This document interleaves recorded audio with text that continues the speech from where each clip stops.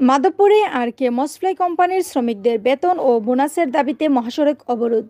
মাধবপুর প্রতিনিধির ভিডিও চিত্রে বিস্তারিত। আপনারা দেখছেন বাংলার খবর 24। বাংলার খবরে আপনার প্রতিষ্ঠানের বিজ্ঞাপন দিন।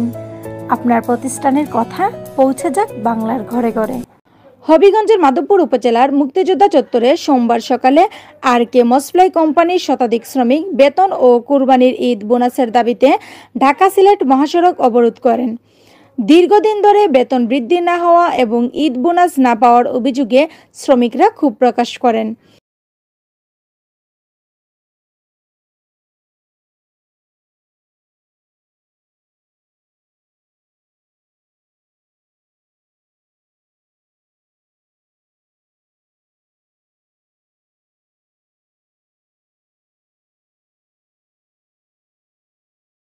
একজন শ্রমিক বলেন, আমরা দিনরাত খাটছি, অথচ কোম্পানি আমাদের সঙ্গে ন্যায্য আচরণ করছে না।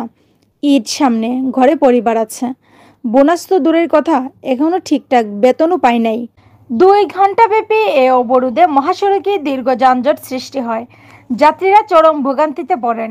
খবর পেয়ে মাধবপুর থানা পুলিশ ঘটনাস্থলে পৌঁছে শ্রমিক নেতাদের সঙ্গে আলোচনা করে পরিস্থিতি নিয়ন্ত্রণে আনে।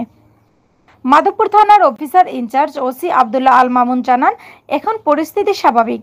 মালিক পক্ষের সঙ্গে কথা বলে শ্রমিকদের আশ্বস্ত করা হয়েছে যে আগামী 4 তারিখের মধ্যে তাদের বেতন ভাতা পরিশোধ করে দেয়া হবে। আরকে মসফ্লাই কোম্পানির এক প্রতিনিধি নাম প্রকাশ না করার শর্তে বলেন, শ্রমিকদের দাবিগুলো বিবেচনায় নিয়ে কোম্পানির ঊর্ধ্বতন কর্মকর্তারা আলোচনা করছেন। ঈদের আগে সমাধানে পৌঁছানোর চেষ্টা চলছে। স্থানীয় প্রশাসন পরিস্থিতি পর্যবেক্ষণে রেখেছে এবং ভবিষ্যতে এ ধরনের পরিস্থিতি এড়াতে মালিক ও শ্রমিক পক্ষের মধ্যে নিয়মিত সংলাপের উপর গুরুত্বারোপ করেছে।